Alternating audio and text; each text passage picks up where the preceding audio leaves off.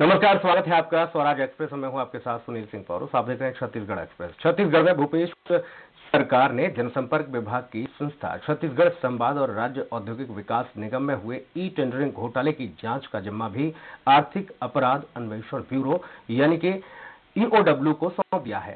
सामान्य प्रशासन विभाग से गुरुवार शाम जारी आदेश में 3 माह में यह जांच पूरी कर उसे रिपोर्ट सरकार को सौंपने को कहा। आपको यह बता दें कि भाजपा सरकार में तत्कालीन मुख्यमंत्री डॉक्टर रमन सिंह का चेहरा चमकाने की कवायद में लगे करीब 48 फर्मों और एजेंसियों को भूपेश सरकार ने 3 जनवरी को बाहर का रास्ता दिखा दिया था। साथ ही छत्तीसगढ़ संवाद ने इन पैनलिस्ट में पूरे इस पैनलिस्ट को ही निरस्त कर दिया था और बताया जा रहा है कि 21 निविदाओं के जरिए छत्तीसगढ़ संवाद इन एजेंसियों और फार्मों को सूचीबद्ध किया था। इसको करीब 85 करोड़ रुपए का ठेका दिया गया था, जिसमें 61 करोड़ रुपए का भुगतान कर दिया गया। संवाद में बजट से अधिक राशि खर्च करने और सरकारी खजाने को करोड़ों का नुकसान पहुंचाने का मामला सामने आया है।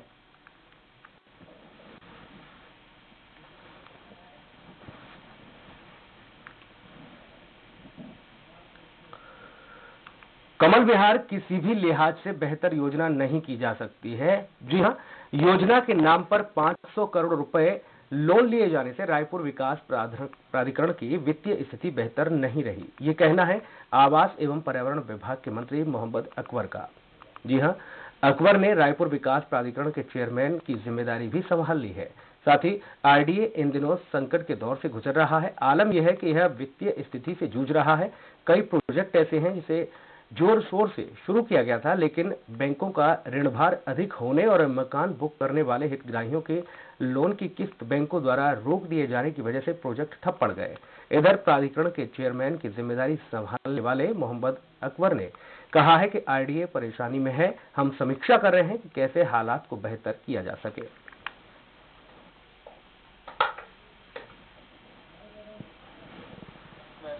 गवर्नमेंट टू गवर्नमेंट वाला मामला है ये। जंगल सफारी जो बना है, प्राइवेट तो कुछ है नहीं, लेकिन नियमानुसार उसको लिया जाना चाहिए था। अब इसमें बहुत ज्यादा कुछ होने की गुंजाइश समझ में नहीं आता। चलिए आगे बढ़ेंगे। और उधर पार्टी विरोधी बयानों पर पूर्व मुख्यमंत्री डॉक्टर रमन सिंह ने आगे भी ऐसे बयानों के आने की बात कही। पूर्व मंत्री चंद्रशेखर साहू ने पूर्व मुख्यमंत्री डॉक्टर रमन सिंह पर किसानों से वादा खिलाफी और किसानों के पैसे से मोबाइल बांटने और जमीनी कार्यकर्ताओं के बजाय अधिकारियों की बात सुनने का आरोप लगाया था। डॉक्टर रमन सिंह ने वर्तमान कांग्रेस की कार्यशैली पर भी सवाल उठाए हैं।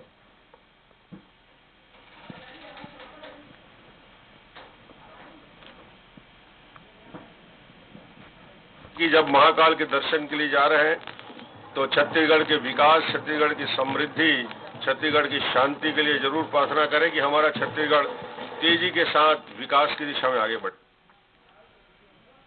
26 जनवरी को पुलिस परेड मैदान में इस बार शासन की ओर से झंडा फहराने के लिए बिलासपुर विधायक शैलेश पांडे की जगह तखतपुर के विधायक रश्मि सिंह को जिम्मेदारी दी गई है। इसको लेकर टीएस सिंहदेव ने एक दिन पहले कहा था कि यह विधायक का अपमान है और इस मामले में वह अधिकारियों से बात करेंगे।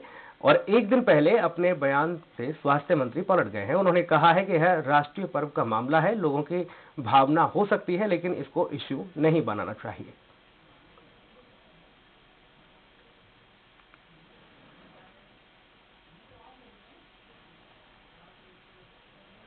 शासन द्वारा धान खरीदी की तारीख नहीं बढ़ाए जाने और किसानों के माथे पर चिंता की लकीरें खिंच गई हैं। बारदाने की कमी के चलते पूरे प्रदेश में धान खरीदी प्रभावित है। किसानों को उम्मीद थी कि शासन द्वारा धान खरीदी की समय सीमा अवश्य बढ़ाई जाएगी। मुंगेली पहुंचे सहकारिता मंत्री प्रेम सिंह साय के बयानों से किसानों में असमंजस की स्थिति बन गई है।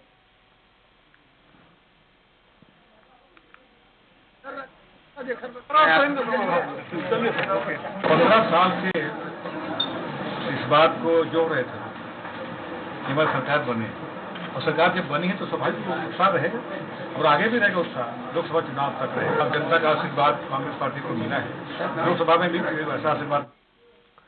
लोक सेवा के प्रकरणों में जानकारी समय पर नहीं देने के मामले में सीएम भूपेश बघेल 13 जिलों के कलेक्टरों पर नाराजगी जताते नजर आए। सीएम भूपेश बघेल के निर्देश के बाद भी प्रकरणों की जानकारी समय पर न भेजे जाने पर सामान्य प्रशासन विभाग की सचिव ऋचा शर्मा ने रायपुर समेत 12 जिलों के कलेक्टरों को नोटिस जारी किया है। साथ ही 3 दिनों के भीतर निराकरण के सभी मामलों की जानकारी भी मांगी है।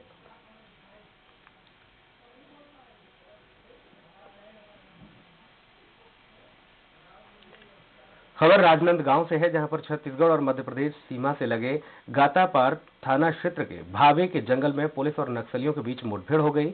मुठभेड़ के दौरान नक्सली भारी तादाद में अपना सामान छोड़कर जंगल की ओर भाग निकले। बहरहाल पुलिस ने सामान जब्त कर आगे की कार्रवाई शुरू कर दी है।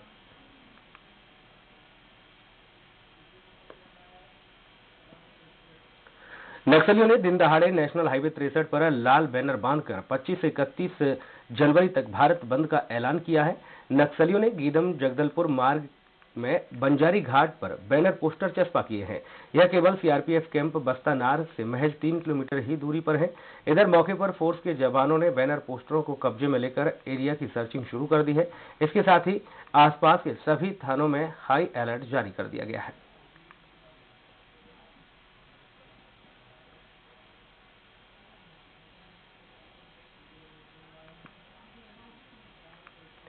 वन विभाग की लापरवाही से एक जंगली भालू की कुएं में गिरने से मौत हो गई। खबर है कि पिथौरा थाना क्षेत्र के गांव खपरा खोल गांव में रात में खाने की तलाश में पहुंचा भालू गांव के ही एक कुएं में गिर गया, जिसके चिल्लाने से गांव वालों की नींद खुली।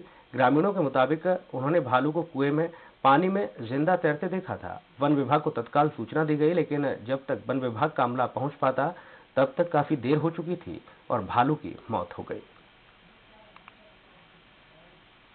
भालू जो है पाया गया कुएं के अंदर में, पानी 5-6 फीट पानी भरा हुआ था कुएं में, और उसको सीढ़ी वीढ़ी डाल के खटिया डाल के हिलाया गया, देखा गया तो वो मृत हो गया था। धमतरी जिले के मरोद के पास नकाबपोश अपराधियों ने ट्रक लूटने की वारदात को अंजाम दिया। कुरुद थाना क्षेत्र से चंद कदमों की दूरी पर ही नेशनल हाईवे पर इस लूट की वारदात को अंजाम दिया गया। पुलिस महकमे में खलबली मच गई। हालांकि पुलिस ने तत्परता से ट्रक को बरामद कर लिया, लेकिन लुटेरों का कोई भी सुराग हाथ नहीं लग पाया। दरअसल पप्पू यादव नाम का ट्रक चालक 21 टन सरिया लेकर मलकानगिरी ओडिशा के लिए रवाना हुआ था। पुलिस ने कुरुद भखारा मार्ग पर लगे सीसीटीवी के फुटेज भी खंगाले। साथ ही जांच पड़ताल में जुटी पुलिस ने रायपुर के पचपेड़ी नाके के पास से ट्रक को लावारिस हालत में बरामद किया है और आरोपियों की तलाश शुरू कर दी है। ट्रक वाले को डरा धमकाकर पहले तो उसके ट्रक में चढ़ गए और ड्राइवर सीट पे कब्जा करके ट्रक को कच्चे रास्ते पे ले गए। बाद में उसे उतार के छोटी गाड़ी में लेके मंदिर हसवत के पास छोड़। कोरिया जिला पुलिस को बड़ी सफलता हाथ लगी है। लगातार शहर में लूट की वारदातों को अंजाम देने वाले 3 आरोपियों को गिरफ्तार किया गया। लूट गिरोह का मुख्य मास्टरमाइंड फरार बताया जा रहा है। आरोपियों के पास से लूटे गए लगभग 1,31,000 रुपए नगद और सोने चांदी के जेवरात सहित हथियार मिले हैं। पुलिस ने सभी आरोपियों को गिरफ्तार कर जेल भेज दिया है। पुलिस की इस सफलता को देखते हुए पुलिस महानिरीक्षक सरगुजा हिमांशु गुप्ता ने इस टीम को बधाई देते हुए 25,000 रुपए के इनाम की घोषणा की है।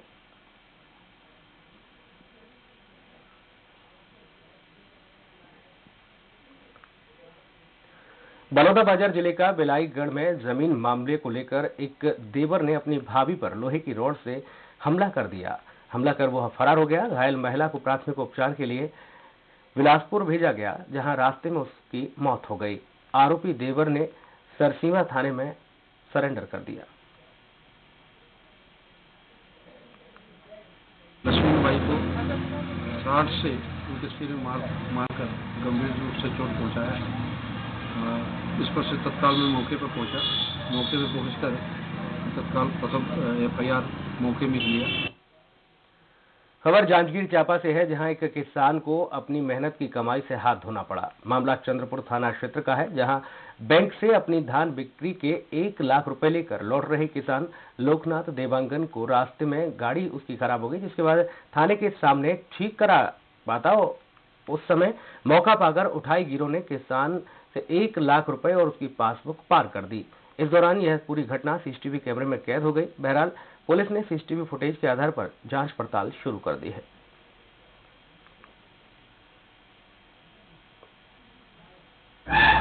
कल मैं बैंक गए हैं, जिला सरकारी केंद्रीय बैंक, वहाँ पैसा निकाले 1 लाख रुपये। वहाँ निकाल के आ रहे हैं, गाड़ी खराब हो गई। मैं गाड़ी खराब कर दिया था, तो वहाँ ले गाड़ी बनवाएंगे गैरेज में। तो गैरेज में स्टॉक मोबाइल में वहीं ले वो पैसा कोई चोरी करके ले गया। कितना पैसा है? 1 लाख रुपया और 7 से 5 दूर से। गाड़ी को चलाते हुए पटेल ऑटो गैरेज आया, वहाँ पे अपना 1 लाख रुपया वो थैले में रखा हुआ था, उसको आगे सामने हैंडल में रखा और गाड़ी बनवाने का पैसा देने के लिए जैसे ही वो अंदर गया गैरेज के अंदर, वैसे ही काला पल्सर 200 सीसी वाले, उसमें से 2 व्यक्ति थे, तो उसमें से एक व्यक्ति आया और उसका पैसे का थैला लेके उसको तुरंत उन लोग सीधा रायगढ़ रोड में भाग गए। उसके बाद प्रार्थी की रिपोर्ट पे थाने में अपराध क्रमांक 6/19 धारा 379 शान का विवेचना में। कोरिया की सोनहत पुलिस ने चोरी की घटना का खुलासा करते हुए 3 आरोपियों को गिरफ्तार किया है। पुलिस ने आरोपियों से 3 सोलर सिस्टम की बैटरी, 2 सौर ऊर्जा के प्लेट और पिकअप को बरामद किया। साथ ही पुलिस ने आरोपियों के साथ चोरी के सामान को खरीदने वाले उन लोगों को भी गिरफ्तार किया है। पुलिस ने बताया है कि ओरगई में पिछले 10 माह पहले इन आरोपियों ने चोरी की घटना को अंजाम दिया था। चोरी का जो आरोपी है, यानी कि चोर, अभी भी फरार बताया जा रहा है, जिसकी तलाश में पुलिस जुटी है।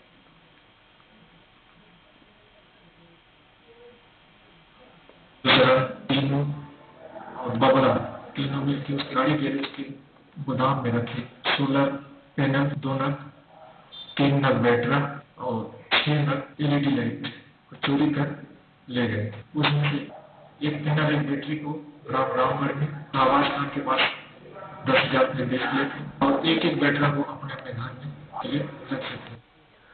कोटा के ग्राम पंचायत बेलगहना धान खरीदी केंद्र में पिछले 2 दिनों से बारदाना नहीं होने की वजह से धान खरीदी बंद पड़ी है। प्रभारी प्रबंधक का कहना है कि बेलगहना आसपास के करीब 32 गांव के किसान रोज लगभग 1000 से 1500 क्विंटल धान लाते हैं, लेकिन बारदाना नहीं होने की वजह से किसानों को काफी दिक्कतों का सामना करना पड़ता है।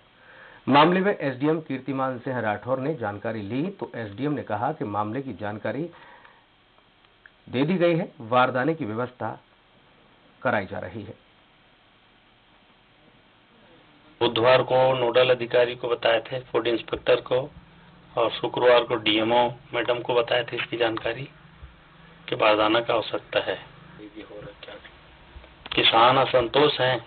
आज जितना टोकन कटा था किसान धान ला के मंडी में रख दिए हैं, उसके बाद भी अगर उनके द्वारा उस चीज की आपूर्ति नहीं की जा रही है तो किसानों के साथ में गलत है और हम लोग इसका लगातार विरोध कर रहे हैं।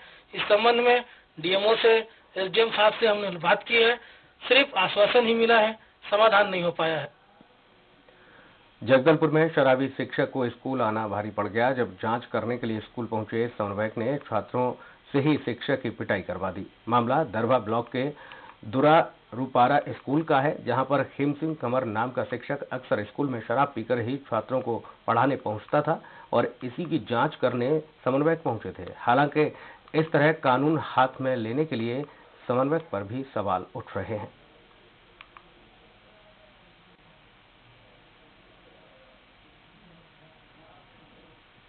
बदहाल शिक्षा व्यवस्था से अंधेरे में है छात्रों का भविष्य। जी हां, शिक्षा को बढ़ावा देने और विकास के तमाम दावों के उलट राजनांदगांव जिले के कई स्कूल ऐसे हैं जो महज एक शिक्षक द्वारा संचालित किए जा रहे हैं, जिसमें पढ़ाई का स्तर नीचे जा रहा है और समय पर कोर्स पूरा नहीं हो पाने की खबरें हैं। मानपुर और छुई खदान ब्लॉक में 41 प्राइमरी और 12 मिडिल स्कूलों की स्थिति सबसे ज्यादा खराब बताई जा रही है। काफी लंबे समय से एकमात्र शिक्षक के भरोसे ही यह स्कूल संचालित हो रहे हैं।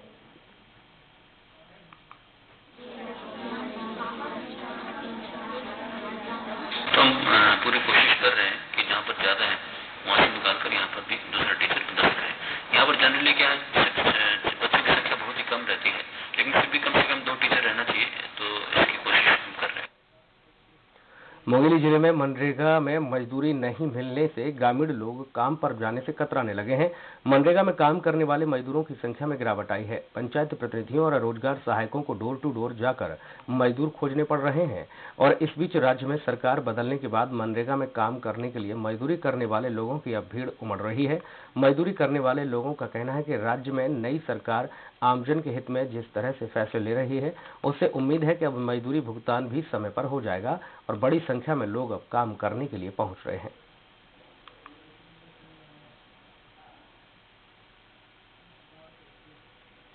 कांकेर और कोंडागांव के सीमावर्ती इलाके में लोहे की पुलिया के निर्माण के साथ ही स्थानीय निवासियों की वर्षों से चली आ रही मांग भी पूरी होने जा रही है और इसका आगमन की जो सुविधा बेहतर हो गई है। 6 महीने के भीतर तैयार इस लोहे की पुलिया का लोगों को वर्षों से इंतजार था। ग्रामीण और छात्रों को अपनी आवश्यकता के पूर्ति के लिए नदी में पानी के कम होने का इंतजार करना पड़ता था, लेकिन अब लोहे की पुलिया बनने से लोगों को बहुत बड़ी सहूलियत मिली है। तो बहुत तकलीफ होती रही थी, आ जाए चाहे बाढ़ आ जाए, बरसात दिन में बहुत ही तकलीफ मुश्किल होती रही, लेकिन अब पुलिया बन गई और भी यहाँ हमन मला आ जाए हाँ सड़क हो गई। तो बहुत ज़्यादा फायदा है सर, अब आना जाना पूरा पार हुआ था ना, सब सामान वामान भी आ जाते हैं। पहले क्या स्थिति रही थी? पहले से बहुत गंभीर स्थिति रही, पार नहीं हो पाते हैं, बाढ़ आ जाए तो। एकल शिक्षक आधारित स्कूल चलने की खबरें आए दिन आती रहती हैं। ताजा मामला पामगढ़ जांजगीर चांपा का है, जहां से खबर मिली है कि ससहा का माध्यमिक स्कूल मात्र एक ही शिक्षक के भरोसे चल रहा है। लगभग 170 छात्रों का भविष्य दांव पर है। एक ओर जहां सरकारें शिक्षा के विस्तार और प्रसार की बातें करती हैं, तो वहीं प्रशासनिक उदासीनता का आलम यह है कि पर्याप्त तादाद में स्कूलों में शिक्षकों की नियुक्ति नहीं हो पा रही है। टीचर की आवश्यकता है, एक ही टीचर है, पढ़ाई नहीं होती हमारे स्कूल में और स्कूल भी नहीं है। हम लोग दूसरे स्कूल में दूसरे शहर के स्कूल में पढ़ते हैं, तो हमें स्कूल की बहुत आवश्यकता है। स्कूल में नहीं तो हमारा भविष्य कैसे करेगा, हम लोग पढ़ लिख नहीं पाएंगे। पर्याप्त टीचर थे, लेकिन विगत 3-4 साल से हमारे यहाँ 2 टीचर हैं, जिसमें से अटैचमेंट में है और मैं हूँ। हमारे यहाँ का स्ट्रेंथ 1.5 दर्जन बैंकों पर बिना पार्किंग सुविधा के संचालन पर सवालिया निशान लगने लगे हैं। खबर यह है कि सरायपाली नगर में संचालित हो रही बैंकों द्वारा निर्धारित मानकों और दिशा निर्देशों का पालन नहीं किया जा रहा है। बैंकों के सामने वाहनों की लंबी कतारें लगी रहती हैं। इसकी वजह से बैंक कार्यस्थल पर दुर्घटनाओं की आशंका बनी रहती है।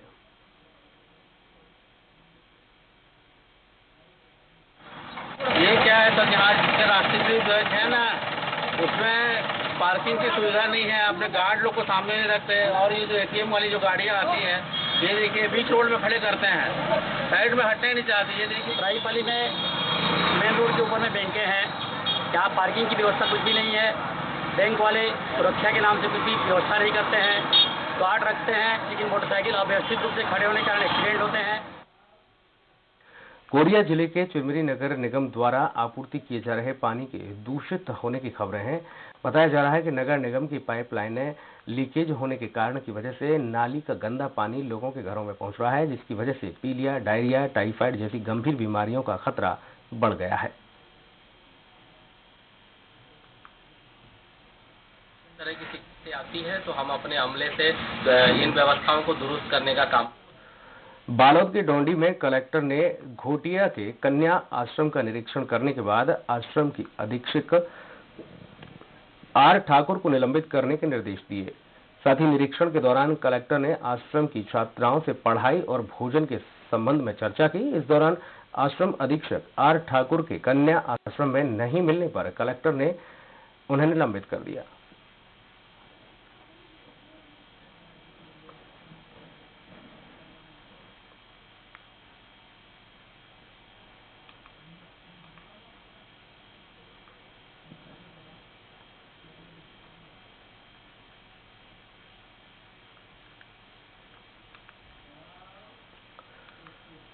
कोटा एसडीएम ने पुरानी बस्ती के प्राथमिक स्कूल का औचक निरीक्षण किया। एसडीएम ने स्कूल की व्यवस्थाओं को देखा और स्कूली बच्चों से बातचीत की। इस दौरान एसडीएम ने स्कूलों में परोसे जा रहे मध्याह्न भोजन की गुणवत्ता भी जांची। जांच में पाया कि दाल और सब्जी में 2-3 प्रकार का मिश्रण बनाकर इन बच्चों को परोसा जा रहा है। मेनू के अनुसार इन्हें भोजन नहीं दिया जा रहा। साथ ही कलेक्टर ने सहायता समूह को हटाने के निर्देश दे दिए हैं। दाल नहीं दी गई थी, सब्जी और केवल चावल दिया गया था। इसी को लेकर उसको निलंबित किया जा रहा है। समूह कार्य महिला स्व सहायता समूह को उसको निलंबित किया जा रहा है और पूरी व्यापक जांच करके इस बुलेटिन में इतना ही।